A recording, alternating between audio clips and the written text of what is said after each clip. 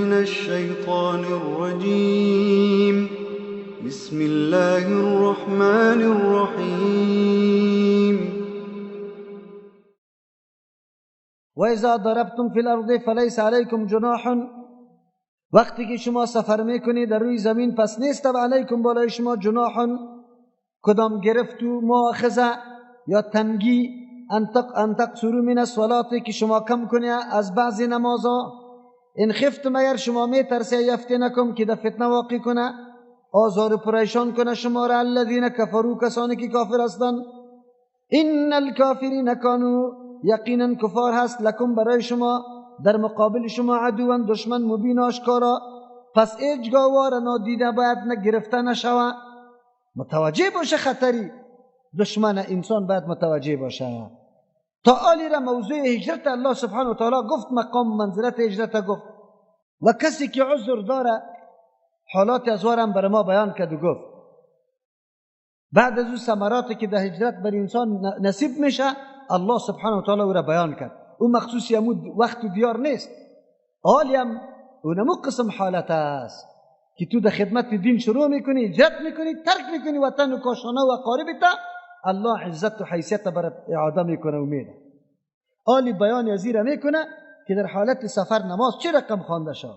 اشاره به این میکنه که ولو که مهاجر هستی، ولو که به خاطر رضای الله اما چیز ترک کردی در سفر سخت زلو مانده روان هستی، اینطور شده نمیتونه که تو نماز نخوانی. بله یک نوع تخفیف بری تو هست که سبک شوی، لیکن نماز قطعا ترک قطعا نمیشه. بعد نماز بخون. اشاره به این میکنه که نماز یک آدمی مهاجر، یک آدمی مجاهد، این کلی از یا اموری که او انجام میده امری مبتن و پوشیده است، آدم نمیفهمه.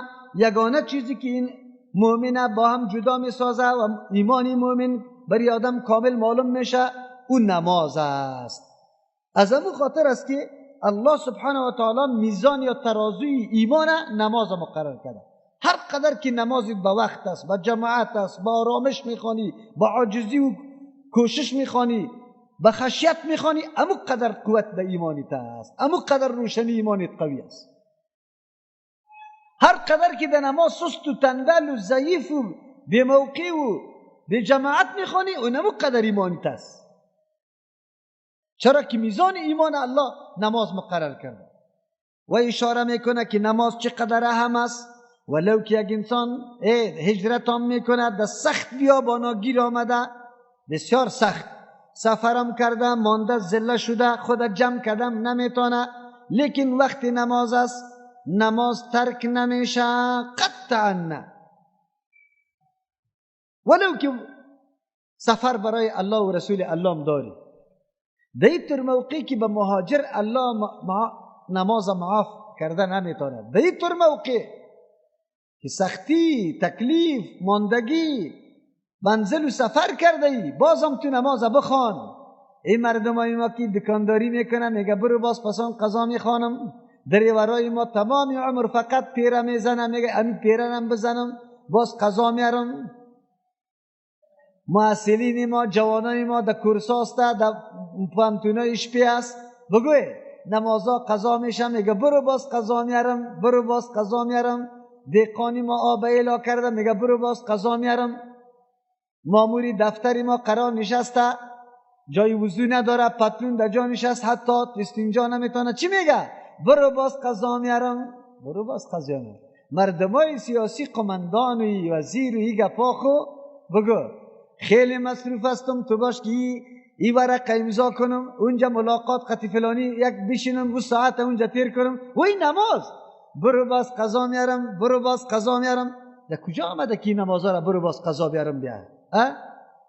زنان نشسته هستن، پس پسک کده، غیبت کده، میبینه که هفته و دقیقه پریدن هم شده، وی خوره دامونز خسلی نزی زخیر دی قضا بکو، وی خوارکم نماز خو میره، اینا نماز خو رفته هفته و نمون، برو باز قضا میاریم، برو باز قضا بیاریم. که الله قبول میکنه قضا را یا نمیکنه؟ متوجه شوید. نماز عبادت الله سبحانه و تعالی است، نه تنها در سفر. پشت سر اون در جنگ شمشیر میزنی با کافر، اسپا داخل شده در میدان، امین جم که موقع برات میسر میشه، امیق وقت بری تو داده میشه، جنگ شروع نیست که تو نمازت خوانده میتونی بعد نمازت چی کنی؟ بخوانی. هر طرف که رویت است، ولو که دستری اسب قرار داری، تفنگم در دستت است، چانتم در بغلت است، دمی طور موقع تو باید نمازت بخونی. نیست معاف برات، قطعا برات معاف نیست. این مردم است فتوا را از جان خود جور کرده که برو قضا در یک حدیث برای من قضا را بکشه. پیغمبر علیه السلام فقط نماز صبح قضا شده که خو رفته، در سفر بودن، یک جای آمدن زله مانده شدن، استراحت کردن. بلال رضی الله عنه را شاند که ما را در وقت نماز بخیزان. بلال رضی الله عنه چوب خودمان بر از یک چیز تکیه کرد، طرفی طلوع فجر قرار نشست که شفق کی داغ میشه. آدم که زله باشه و تکیه هم بزنه، باز مرد است که خدا بگیره، اتو خو سرش میاد که پرسان نکن. بلال رضی الله عنه هم خو رفت، آفتاب برآمد، زد آفتاب در جان پیغمبر صلی الله علیه وسلم. اولین شخصی که بیدار شد رسول الله صلی الله علیه وسلم. اعلان کرد، امر کرد که بخیزه، حرکت کنه. از دو وجه، یک وجه اینجا آب نبود، گفت بریم که یک جایی که آب است اوجا برسیم. دوم وجه گفت اینجا جای شیطان بوده، کلگی ما اینطور قرار خواب رفتیم، حرکت کنی. رفتن دیگه جای. وقتی صبح تیر شده بود، در اونجا بلال گفت آذان بده، سنت صبح خواندن، بعد از تکبیر اقامت گفته شد، بعد از به جماعت نماز قضا آوردن. این قضا گفته نمیشه، این عین وقتش است. پیغمبر علیه السلام میگه من نام عن صلات او نسیها، کسی که از یک نماز خواب بره یا او را فراموش کنه، فلیصلیها اذا ذکرها، نماز بخونه وقتی که یادش میاد. تو فراموش کردی، نماز صبح نخوندی، اولی یادت آمد، این نمیالی بعد وضو بکنی، نمیالی بخونی، این وقتش است دیگه، کفاره نداره. لا کفارت لها چیستا الا ذالک، برای ازی دیگه کفاره نیست غیر از اینه. امی قسم اگر خو رفته بودی، خو رفتی ساعت 7 بجه بیدار شدی، حالی دیگه تو قضا نمیاری، امی نماز مکمل از سر بخونی. چرا که پیغمبر اسلام میگه برای ازی اینی وقتش است، خلاص اینی وقتش است که تو باید چی بکنی. بله، دوم نمازه که پیغمبر اسلام دوم مرتبه قضا کرده بود در جنگ احزاب، جنگی که کل کفار جمع شده بود که دیگه ما اسلام بیخکن میکنیم، نعوذ بالله. در اون جنگ در یک روایت 3 نماز، پیشین، دیگر، شام. در یک روایت 4 نماز، یعنی خفتن هم از نصف شب تیر شد. بعد از این 4 نماز قضا می آورد به ترتیب. پیغمبر علیه السلام دشمن مشغول ساخت، بخاطر موقع برش نداد که نماز میخوان. اونجا بازوا 4 نماز به ترتیب پیغمبر علیه السلام خواند. خب او در حالت کارزار بود، امی قدر فرصت برش نبود. ما و شما دیگه نشان بده. علما قائل به ایسته که وقتی در نسیان قضا باشه، در قصد اراده که تو ترک ده ایخو قضا خامخواه باشه. علمایی که محققین است، تحقیق حدیث ها را میکنه، میگه نه در حدیث ثابت نیست، ما ایرا چی نمیتونه. قضا نمی باشه. چقدر مردم ما نماز میخوانه، چقدر مردم ما نماز میخوانه که نماز واقعی باشه. خلاص تمام عبادت الله را قربانی چی کردیم؟ پیدا کردن پول و پیسه. خیر و خلاص. الله چی میگه؟ دمی طور موقعی که تو اجرت میکنی، دمی طور موقعی که امرای کافر جنگ میکنی، دمی طور موقعی تو نماز ترک کردن نمیتونی، اینطور یک عبادت مهم است. لیکن در دیاری ما و شما به نام پیر صاحبا که مردم در پایشان میفته، وقتی که دست برشان میده، دستش بوسه میکنه، خم میکنه برش، بعد از او پسکایی حرکت میکنه به خاطر که بیادبی در شان پیر نشوه. پیری که آلی دیگه ساز سرود شروع میشه، چرخکاره در مسجد شروع میکنه، اینمی پیرالی مرید پیدا کرده، مریدش چند فایده داره، یکی خود زنی مفته برش میده به مرید، دیگه چی میکنه؟ دیگه برش میگه که از نماز معاف شدی، تو نماز نخوان دیگه. چرا؟ بگوی رسید دیگه، در جای رسید، در جای رسید. دمی کابلی تان است خود، دمی کابلی تان است، فعلا هم طور حالت است، فعلا با اینمی قدر معلومات، با اینمی قدر رسانه ها، با اینمی قدر خبرها شنیدن، باز هم اینم یک تعداد چی هسته؟ امی رقم پیدا میشه. چرا قرآن نخوان؟ ذکر جاری شود. چرا؟ او پیر صاحب اگر قرآن بخوان نمیشه؟ نه، این بسیار زور است، این خو بسیار زور است. خو خیر من قطعی زور کار دارم، ذکری تو را چی میکنم که او را بخوانم؟ امی زور امی خانم همیشه تیر است تو.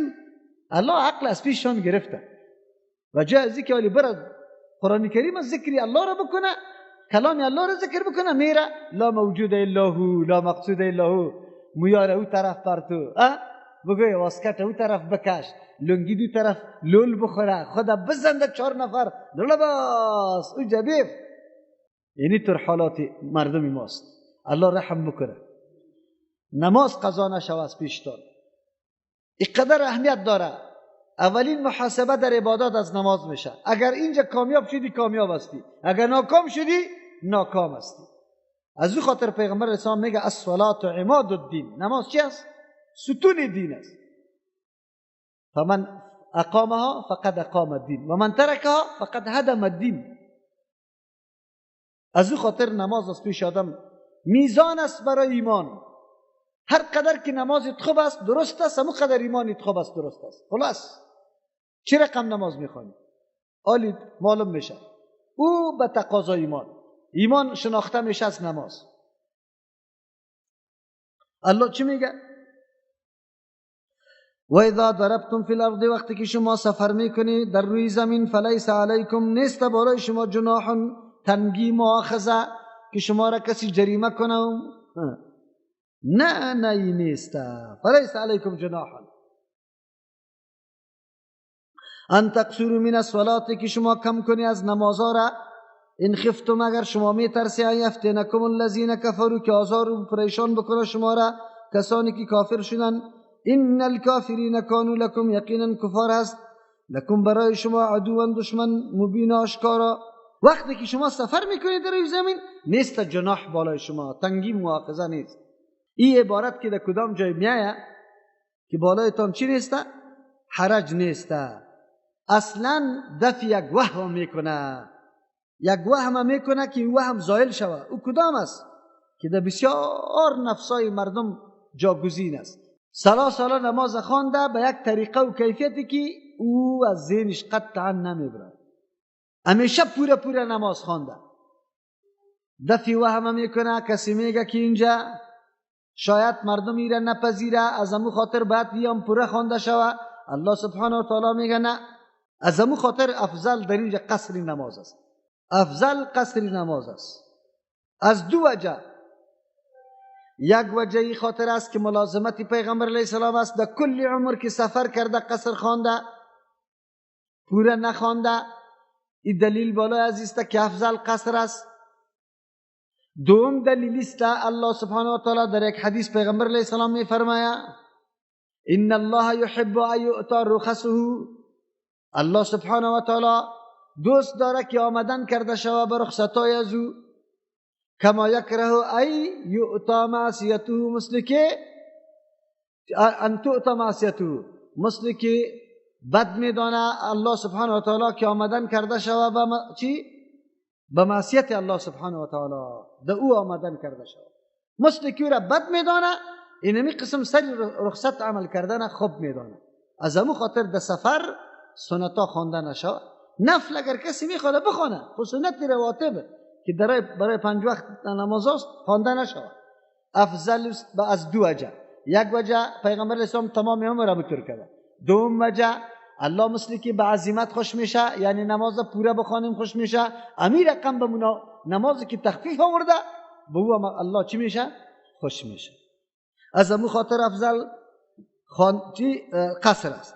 مردمی ما قبول نمیکنه. عوام میره قطی تو در سفر است، موتر آرن کرده رایسته، مردکه نمیه، میره در پشتیش این در مسجد میره، سعی میکنه که چی میبرید؟ میگه از دور اشاره میکنه که یعنی 2 رکعت سنت مانده 4 سنت هم خوانده، نماز مالی کم نخوانده، 4 فرض پیشی نخوانده. حالان که این موقع سفر است، مردم گرمی است، تکلیف است، راه بند نشوه، جناب محترم 2 رکعت نماز فرض پیشینه بخوان، برو بخیر. نه سنت ها سرت است، نه 2 رکعت دیگه اضافه سریت است، برو که از موقع خود تیر که دگیر دزدان افتی اینطور گپا عاجل می باشه، باز سعی میکنی که مردم ها چیسته شروع است در سنت خانی. یک تعداد عالی چیسته مریض است، مریضی اگر آب استعمال میکنه کلی اعضایش تکلیف میبینه، برش میگه که تو تیمم بکو، او نمیکنه.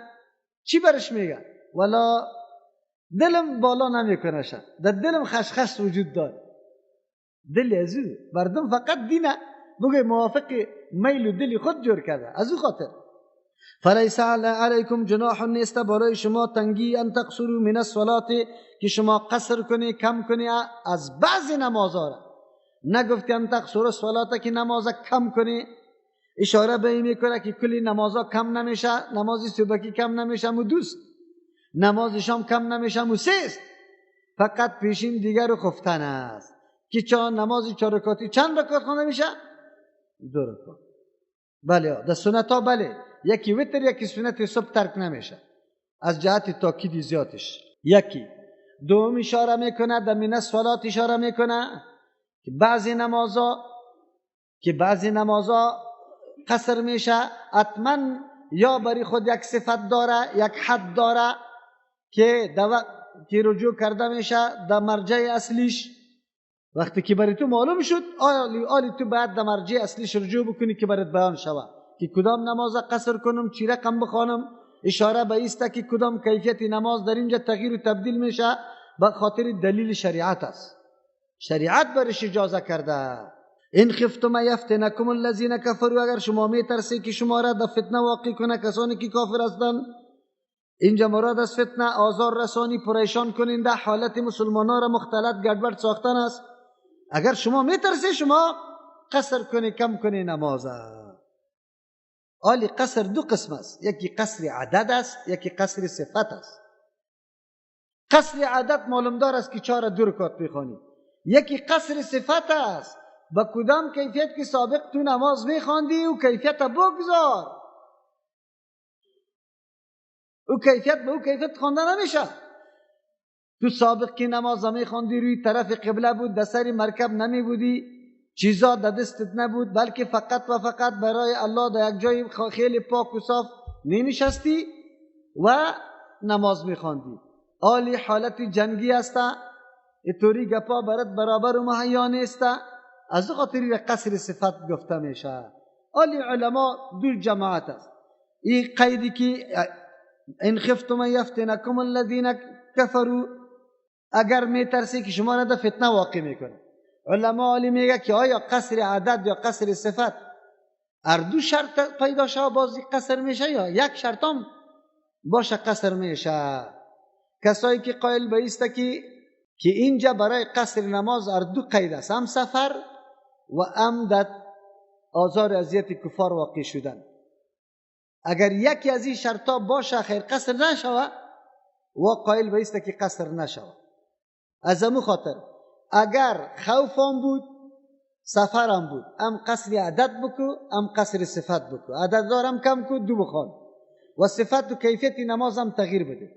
اگر خوف بود سفر نبود، نماز کیفیتش تغییر بده لیکن کمیتش تغییر نده. اگر سفر بود خوف نبود، کمیت تغییر بده، یعنی کم کو لیکن کیفیت تغییر نمیدی.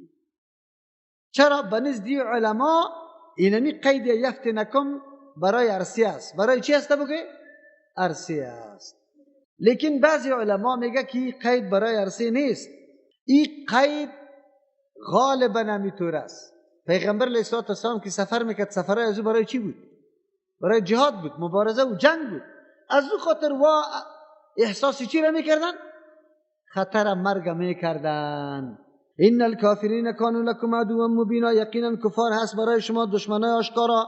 موقع را میبینه، فرصت را میبینه که شما اگر غافل شوی سرتان یکی به یکی حمله کنه. چرا که و فرصت طلب است، میبینه، میفهمه که مسلمانان اینی وقت نماز استاد میشه سرتان حمله میکنه. و اذا كنت فیهم فاقمت لهم الصلاه، وقتی که تو باشی در بین صحابه ای پیغمبر علیه السلام، فاقمت لهم الصلاه، تو قایم میکنی برای از یا نماز، یعنی امامت تو میکنی. فلتقم طائفه منهم، باید استاد شوه یک جماعت از این مسلمانان، از این صحابه، معک امرای تو در نماز. ولیأخذوا اسلحتهم، امرای از که در نماز استاد هستند سلاحهای خودم گرفته باشند در حین نماز. فاذا سجدوا، وقتی که سجده کردن امرای تو، فلیکونوا من ورائکم، بعد یا پشتی سر شوه، یعنی بعد از که سجده کردن یک رکعت امرای تو باقی میمانی یا برای خود نماز تکمیل میکنه. ولتأتی طائفه، باید بیا یک جماعت دیگه اخرى دیگه، لم یصلوا، که و نماز نخوانده، فلیصلوا، باید که نماز بخوانه، معک امرای تو انتظار برای از وا بودی. ولیأخذوا حذرهم، باید که بگیره اسلحه خدا، و حذرهم تدابیر خدا، و اسلحتهم سلاحهای خدا. ود الذین کفروا، دوست داره و کسانی که کافر هستند، لو تغفلون، اگر شما غافل شوی، عن اسلحتکم، از سلاحتان، و امتعتکم، از دیگر اسباب و وسایلتان، فیمیلون علیکم، پس حمله کنه بالای شما، میلتا واحده، به یک حمله. ولا جناح علیکم، نیست گناه بالای شما یا تنگی نیست. ان کان بکم اذن، اگر باشه بالای شما تکلیف، من مطر، از دستی تری، او کنتم مرضا، یا است که مریض باشه، ان تضعوا اسلحتکم، که شما بگذارید در روی زمین سلاحایتان، و خذوا، بگیری حذرکم، تدابیر و آمادگیتان. ان الله، یقینا الله سبحانه و تعالی، اعد للکافرین، آماده کرده برای کفار عذابا مهینا، عذاب رسوا کننده را. فاذا قضیتم الصلاة، زمانی که شما پوره کردی نماز، فاذکروا الله، یاد کنی الله سبحانه و تعالی را، قیاما، در حالت استاده، و قعودا، در حالت نشسته، و علی جنوبکم، در حالت پهلو زده. فاذا اطمأننتم، زمانی که شما به امن مطمئن شده، یعنی از ترس دشمن به امن شده، فاقیموا الصلاة، قائم کنی نماز، به قسم قوانین و قواعدی که قبلا بوده. ان الصلاة کانت، یقینا نماز هست، علی المؤمنین، بالای مؤمنا، کتابا، فرض کرده شده، موقوتا، وقت به وقت. ولا تهینوا، شما سست نشوید، بهمتی نکنی، فی ابتغاء القوم، در طلب کردن قوم، یعنی زیر تعقیبتان بگیری. ان تکونوا تعلمون، اگر است شما زخم دیده یا درد دیده توسط زخمی شدن، فانهم یعلمون، یقینا کفارم درد برشان رسیده توسط زخمشان، کما تعلمون، مثل که شما درد رسیده استی. و ترجون، شما امید داره، من الله، از جانب از الله، ما او ثوابی را لا یرجون، که و امید نداره. و کان الله، هست الله سبحانه و تعالی، علیم است، یعنی الله سبحانه و تعالی شما را به این طور امر نمیکنه که خلاف علم الله باشه، حکیم و حکمت والاست. در این طور موقعی که شما را میگه کافر تعقیب بکنی، خامخا در حکمت خوب است. در رکوع قبلی الله سبحانه و تعالی مسئله هجرت بیان کرد. آلی چون که در هجرت سفر میاد، در سفر مسئله نماز میاد، شاید یک کسی بگوید که من خود سفر هستم، به خاطر رضای الله قدم بالا میکنم، در این طور زیلگی و ماندگی نماز خوانده شوه، یعنی که ترک شوه، چی میشه؟ یک امر دیگه یا فرمانبرداری دیگه الله را میکنیم که هجرت است. اگر یک حکمش باقی بمانه، چی بدی داره؟ این موضوعاتی است که همیشه در زندگی ما و شما می پیش میشه. بعضی مردمای ما وقتی که یک عمل نیک انجام میده، باز میبینی که عمل نیک دیگر را ترک میکنه، فکر میکنه که انجام عمل یک عمل سبب ترک کردن عمل دیگه است، حالان که طور نیست. هر فریضه و هر حکم برای خود جای داره. نماز جای خود داره، هجرت جای خود داره. هجرت باعث ازی نمیشه که تو نماز نخون.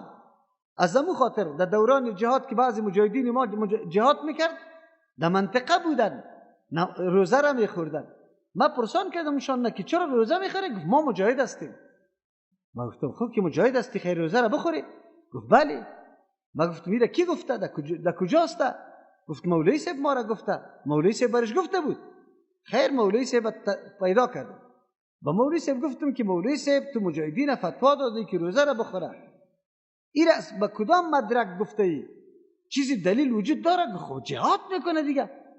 ما گفتم مجاهد بر علاوه از اینکه جهاد میکنه از دیگه مردم که خیلی پابند دین شود.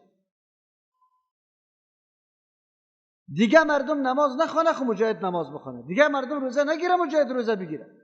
روزه خوردن روزه برای کسی است که در مشقت و تکلیف واقع میشه، چی مقیم باشه، چی مسافر باشه، چی مریض باشه، هر کس کی باشه. اما او مجاهدی که در زیر توت خو است او فقط توت خورده رو ایسته دیگه هیچ گپی نیسته. او تو چیسته؟ برش گفته که روزی تا خورده برو. ایره چطور تو فتوا دادی؟ خب خیر الله برش اجر بده. پسان باز دیگه الله تو را خیر بده، مرا در یک نکته متوجه کردی. نه نکته نه. من گفتم خب برای خوردن روزه کدام عذرایی که در قرآن در حدیث ذکر شده کدام است؟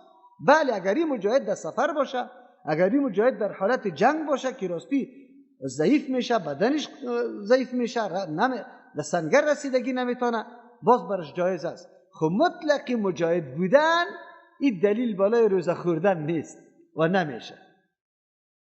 قرآن به این گپا اشاره میکنه که نمیشه که یک انسان در یک عبادت الله هر قدر مصروف باشه فریضه دیگه از پیشت باقی بمانه و بگویی که پروا نداره.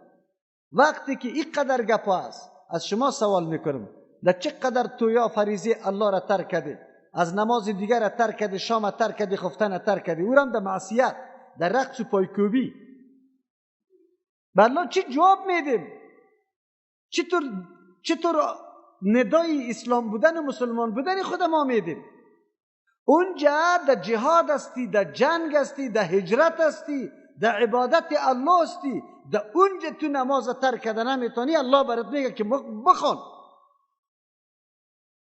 ای که تو میمانی کسی هستی، در توی کسی هستی، در کاری کسی هستی، کی برات گفته که نماز ترک و عبادت الله را نکن؟ از همون خاطر است که تویای ما برکت نداره. چرا که آغاز یا خشتی اولی از او سری معصیت الله نهاده شده، رقص شده، اختلاط مرد و زن شده، نمازای مردم مکمل قضا شده. 3 نماز نه تا 3 بجه رقص کرده که پس رفته نعوذ بالله سگ واری خواب میره. صبح والا که در نماز صبح الله اکبر بکنه 10 بجه میخیزه. 4 نماز الله را تو ترک کردی. چند نفر بوده توی؟ 5000 نفر. 1 نفر نماز قضا کردنش جوابش گفته میتونی؟ یک نفر 1 نمازه. به مردم قضای نماز عادی معلوم میشه. ترک نماز، قضای نماز از زنا کرده گناه زیاد است. ترک نماز از زنا کرده گناه زیاد است. تو که در توی خود 5000 شخص آوردی 4 وقت نمازش قضا کردی، 4 5 20000 مرتبه تو زنا کرده ای. از او که زیاد میشه. خبر داری نه؟ و مردمی گپا معلوم نمیشه. آجیام نشسته است در رقص، صوفیم نشسته است، تبلیغیم نشسته است، مولا هم نشسته است، کلگی که فلانی خفه نشوه نمازهای خود ترک کرده رئیس. الله رحم بکنه. اینجا برای ما چی میگه الله سبحانه و تعالی؟